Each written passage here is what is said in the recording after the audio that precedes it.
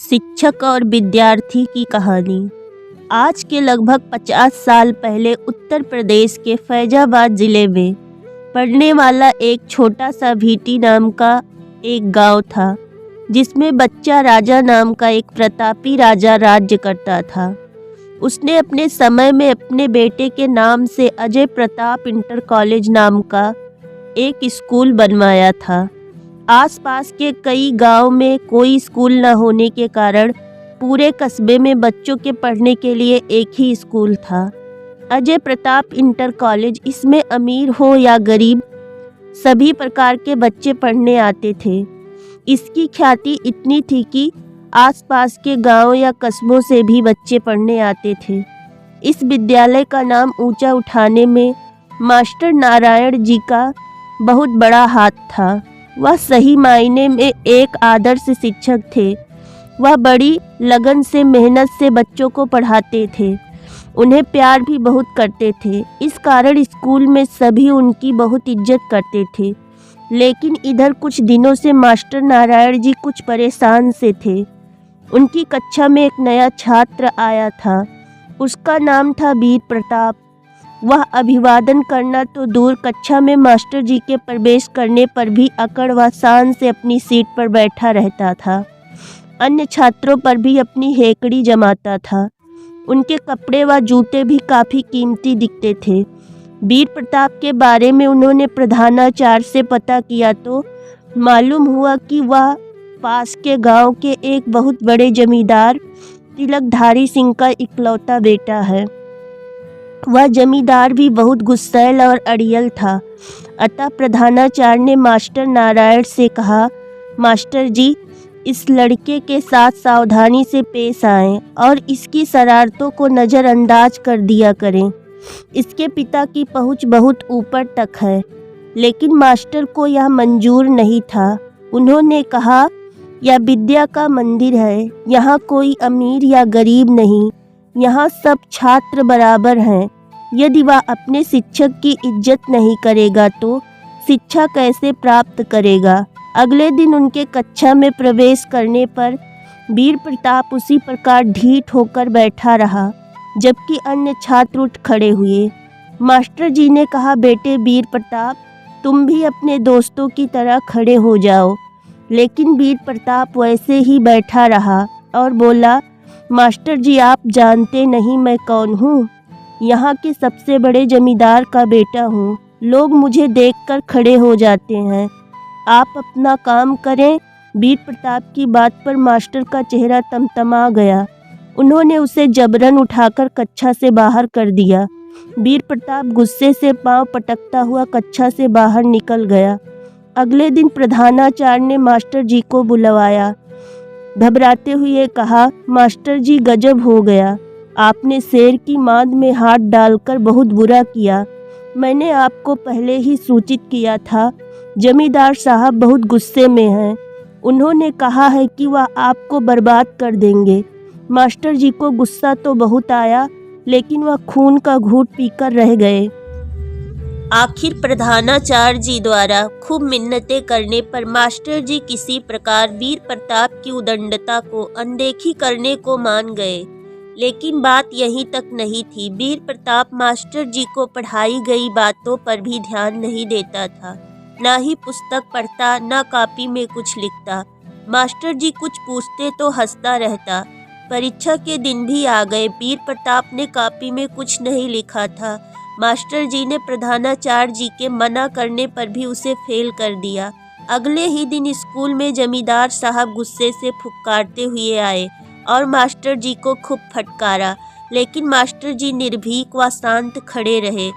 उन्होंने इतना ही कहा, मैंने अपना कर्तव्य किया है, आप चाहे जो करें। बाद में जमींदार साहब ने स्कूल के प्रधानाचार्य से अकेले में कुछ बातें की। 1-2 दिन तक वीर प्रताप कक्षा में नहीं आया। तीसरे दिन पता चला कि प्रधानाचार्य जी द्वारा वीर प्रताप को जबरन पास कर दिया गया है और मास्टर जी को स्कूल से निकाला जा रहा है। सभी चकित रह गए, पर मास्टर जी शांत थे। उन्हें कोई पछतावा नहीं था। उन्हें केवल दुख इस बात का था कि प्रधानाचार्य किसी के दबाव व धमकी के डर से गलत काम करने को मजबूर हो गए। अगले दिन मास्टर जी चुपचाप स्कूल आते और पढ़ाकर चले जाते। पूरे स्कूल में मास्टर जी के चले जाने की बात को लेकर दुख का वातावरण फैला हुआ था। आज अंतिम दिन था।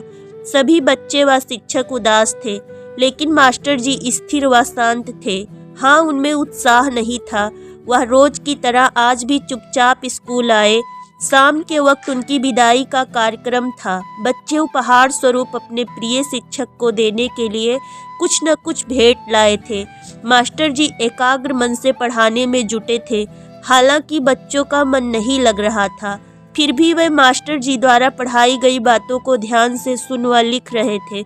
सिर्फ वीर प्रताप सदा की तरह कक्षा में ढीठ की तरह बैठा था, अपनी मेज पर कंचे खेल रहा था।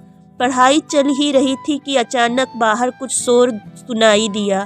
स्कूल के परिसर में घोड़ों की तापों की आवाज़ भी आने लगी। कुछ समझ में आता कि कई डाकू कक्षा में घुस आए और बंदूक तानकर खड़े हो गए। डाकुओं के सरदार के सिर पर लाल रंग का रुमाल बंधा था। डाकू पंडोही सिंह की यही पहचान थी। वह इस इलाके का खूंखार डाकू था। मास्टर जी ने उसका हुलिया देखकर उसको पहचान लिया था, लेकिन वह डरे नहीं। उन्होंने कहा, पंडोही सिंह, यहाँ क्यों आए हो? यह तो अजय प्रताप स्कूल है। यहाँ धन नहीं विद्या का भंडार है। डाकू हंसकर बोला, ठीक पहचाना मास्टर, मैं डाकू पंडोही सिंह हूँ। यहाँ धन लूटने आया हूँ। यह रहा हमारा करोड़ों का धन। यह कहकर उसने लपक कर वीर प्रताप को पकड़ लिया और उस पर बंदूक तानकर कहा, मैं इसे अगवा करके ले जा रहा हूँ। इसका बाप बहुत पैसे वाला है। उससे कहना कल तक 50 लाख रुपए पीछे के जंगल में लेकर रात के 12 बजे तक पहुंच जाए, वरना उसका बेटा मौत के घाट उतार दिया जाएगा। मास्टर जी आश्चर्य में आ गए। अचानक उन्होंने कुछ सोचा और फुर्ती से सरदार की ओर जा खड़े हुए। ठहरो, मास्टर जी ने गरजते हुए कहा, मैं इस लड़के का शिक्षक हूँ। कम से कम जब तक यह बच्चा स्कूल में है, इसकी जिम्मेदारी मेरे ऊपर है। अपने शिष्य की रक्षा करना मेरा फर्ज है। तुम मेरे जीते जी इसे नहीं ले जा सकते। डाकू ने हंसते हुए कहा, मास्टर, तू मेरा रास्ता रोकने का साहस कर रहा है। तुझे कलम पकड़ना आता है, तलवार नहीं। तू अपनी पढ़ाई देख और खैर मना। चाहे मेरी जान चली जाए, पर आज मैं इसे ले जाने नहीं दूंगा। यह कहते ही मास्टर जी ने सामने मेज पर रखा लोहे के मूठ वाला भारी डंडा उठाकर डाकू के सिर पर दे मारा। यह सब इतना अचानक हुआ कि सरदार हैरान रह गया और धड़ाम से नीचे गिर पड़ा। उसके हाथ से बंदूक छूट गई। उसे मास्टर से ऐसी उम्मीद नहीं थी। उसके 2 साथियों ने बंदूक उठाकर मास्टर जी पर गोली चलाई, पर उसी समय मास्टर जी झुककर अपना डंडा उठाने लगे तो निशाना चूक गया। इससे डाकू बौखला गए। मास्टर जी ने कहरते सरदार पर एक और डंडा जमा दिया, जिससे उसका सर फट गया। सरदार को बेहोश होते देख उसके साथी भागने लगे। जाते जाते उन्होंने मास्टर जी पर गोली दागी। मास्टर जी के हाथ पर गोली लगी, वह गिर पड़े। तब तक स्कूल के अन्य शिक्षक भी दौड़े दौड़े आए और डाकू चिल्लाने लगे। बच्चे घबरा कर रोने लगे। किसी ने पास के पुलिस थाने में खबर कर दी। पुलिस भी आ गई। घायल भागते सरदार को पकड़ लिया गया। मास्टर जी को अस्पताल ले जाया गया। शाम को सभी बच्चे, उनके माता पिता, शिक्षक आदि मास्टर जी को आंसू भरी आंखों से देखने गए। मास्टर जी की मरहम पट्टी हुई थी और वह थके थके कमजोर से बिस्तर पर लेटे हुए थे।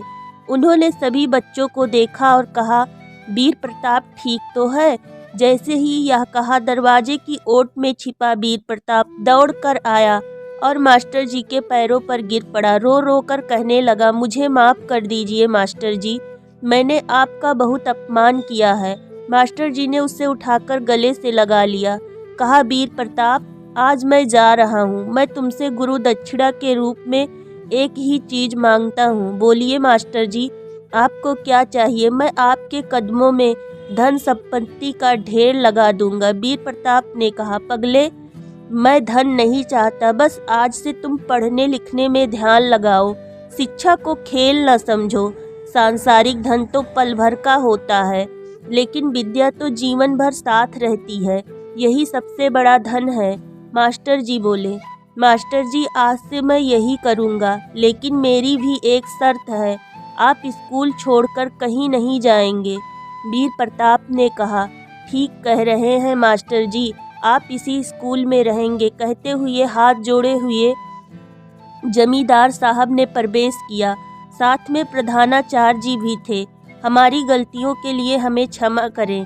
अपने प्राणों की बाजी लगाकर हमें गुरु के महत्व को समझा दिया। आज हमारी आंखें खुल गई हैं। आप स्कूल छोड़कर कहीं नहीं जाएंगे, यह हमारी विनती है। इस पर मास्टर जी निरुत्तर हो गए। सभी बच्चों के चेहरे खुशी से चमक उठे।